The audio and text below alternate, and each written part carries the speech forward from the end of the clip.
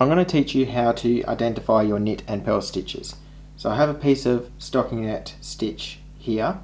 Stockinette works when you knit one side, one row, and then you purl the other row. You have to remember with knitting and purling is that if you knit on one side, it is a purl on the other side and vice versa. So if you purl on this side, then it will be a knit on the other side. To identify your stitches, you isolate one of your stitches, you pull it down a little bit, and you can see that it opens up into a little V shape just there, or two vertical lines. If you turn it onto the purl side and you pull it down a little bit, you can see that that's a horizontal line, or bumps. So on this side you have your purl stitches and they're all running horizontally, or like little bumps.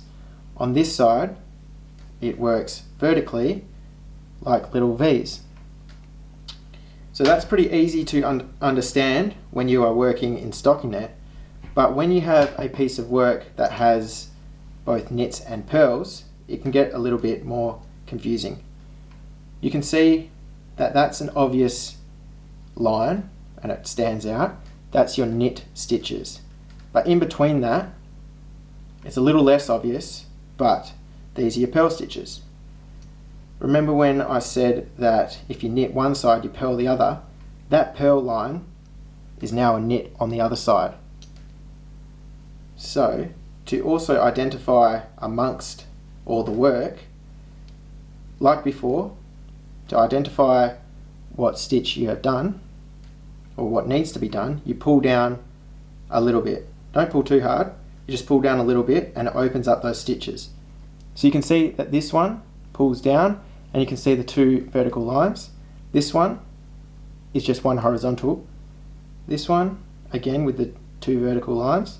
So that's a knit, that's a knit, that's a knit, and that's a purl. If I move my work around and pull this down, you can see that these at the base, these are horizontal lines. So these are purls. And the next one is a knit. So that's how you identify your knit and purl stitches. You remember that the knits are V's and the purls are little horizontal bumps.